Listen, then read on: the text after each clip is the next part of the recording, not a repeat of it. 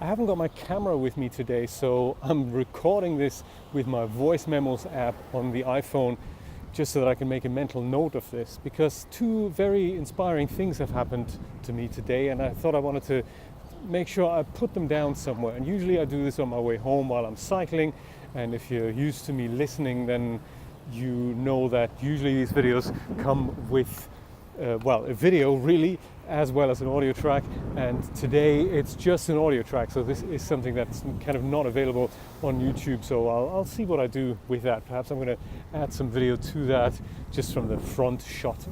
I'll see.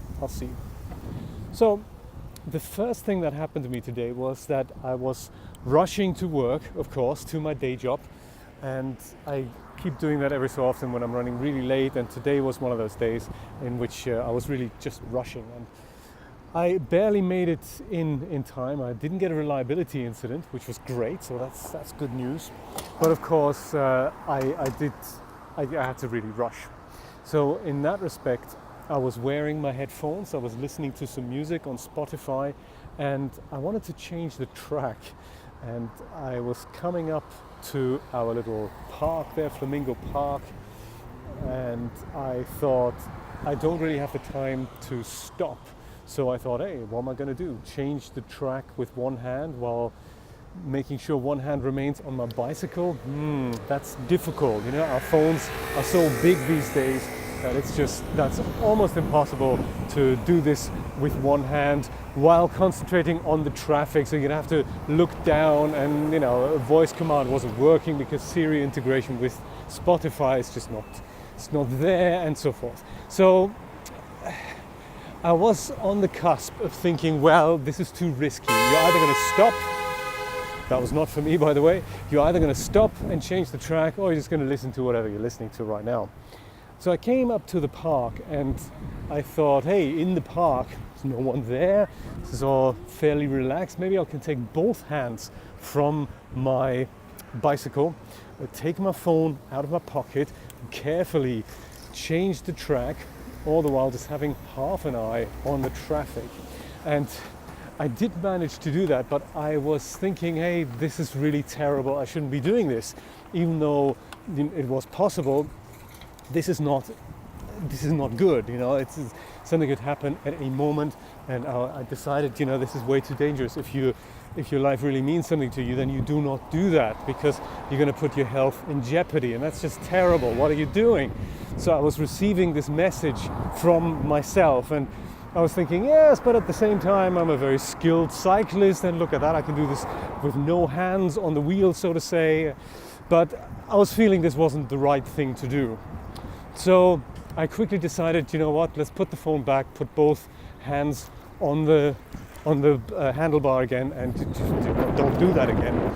And while I was kind of deciding to do that, just after I had done that, it turned out that literally not 10 meters in front of me, there was a young lad on a bike, and he fell over. I don't know what happened, but literally the one thing that I had imagined was going to happen to myself if I'm not careful happened to him. And what I find extremely inspiring about this is the fact that what I had envisioned happening to me happened right in front of my eyes to someone else. And it's almost like fate was showing me visually what I'm going to put myself into jeopardy of. So I instantly braked, pulled over, and checked if the guy was okay. I mean, he was speaking Spanish to 3 other guys 20 meters away or something, and he was okay, luckily, so nothing happened there. But I came up to him and I said, hey, my goodness, are you all right? Is everything okay? And is the bike okay? Is your health okay? And he goes, yeah, man, thank you so much, everything's fine. But I just thought, that's just such an interesting story, You do something, it's not good, and even though you were half listening to yourself, you weren't exactly listening. You were kind of thinking, yeah, no, I can get away with this. It's fine. I'm all right with this. Which, of course, you're not. That's the big point I'm trying to make. You're not fine. You're getting these messages for a reason. Something in your subconscious is already telling you this is the wrong thing to do. You've got this moral compass, we all have it, and well, I guess some of us don't have it or have learned to ignore it so well that we no longer know that it's there. We just don't hear these messages. But I did hear this message, and even though I did hear it, I kind of gave in to my own impulse to say, oh, it'll be fine, it'll be fine, it'll be fine. And that's just one of those things. It's important to remind myself of the fact that if I do get these messages and if I just live by them, then even I might be very careful, but at the same time it's very unlikely that something happens to me. There's kind of an internal protection mechanism there, and yeah, that was just sort of fate saying, hey, look, had you not listened to this, this would be you now. And I think that is just so inspiring. We all think, hey, there's nothing special between the heavens and the earth and all that.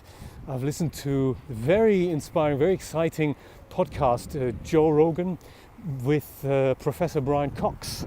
And he's currently on world tour with, well, kind of a human approach to quantum physics and all that. And it must be an amazing show. On my birthday, he's in fact in Los Angeles with a presentation like that. It's phenomenal. I must go and see him. If he's around here, I'll see if I can scare up some tickets. That'd be great. That's a rock concert I really want to see.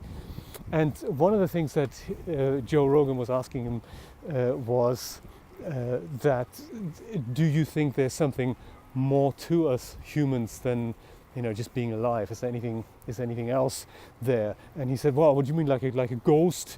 Because a ghost, that cannot exist, because that energy of the impression of the ghost that would have to, whatever his exact words were, have to react somehow with a bodily form that isn't available and all that. So no, there's really nothing more to us than a chemical reaction in a nutshell. And then, I thought that was so funny. Then literally a few moments later, they were talking about stuff that quantum physicists or scientists have not quite discovered yet. One of those things is, of course, dark matter. And there's about 5 times as much dark matter in the universe than the measurable kind of matter. So there is 5 times the amount of stuff in here connecting us all without anyone having ever measured it. They know it's there, but they can't really observe it.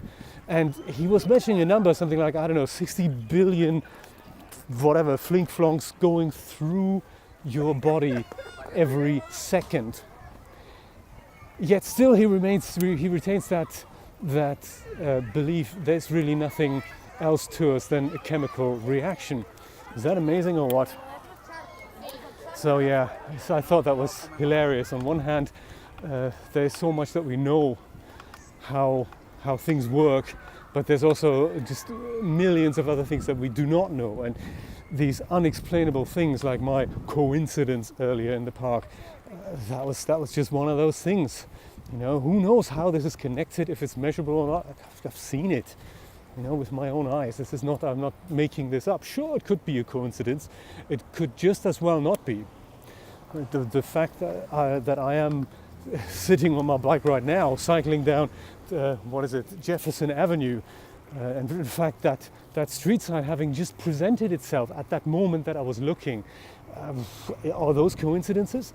The fact that I'm alive today, that I came back from the brink of death, is that a coincidence? Or is that just good science? Or is that just a good story? Who knows? You could argue it's either or, whichever way you want to look at it. But for me, it's blatantly obvious that there's something that we can observe, yet currently not measure with any man-made instrument. That's really all I want to say about that.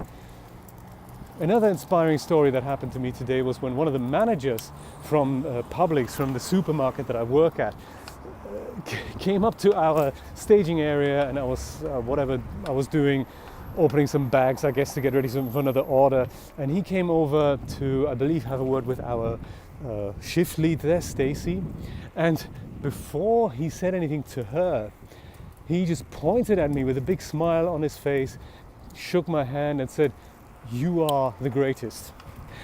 And I was laughing about it because we get on really well, Carl and I. We get on extremely well.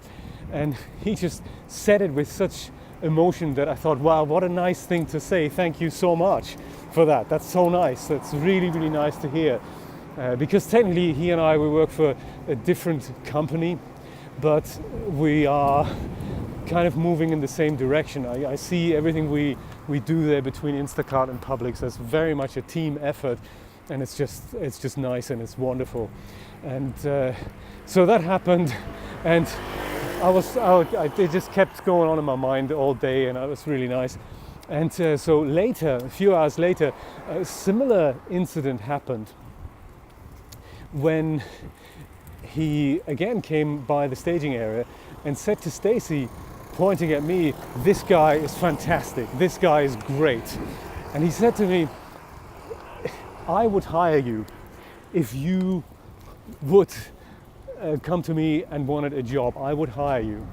And so Stacy immediately intervened and said, no, man, you're not going to pinch my baby. This is going to be important. You can't pinch staffers. And it was a half joke. I do understand that. But nevertheless, that is great to know that somebody who's seen me just be me says, if you want a job at Publix, you can have it.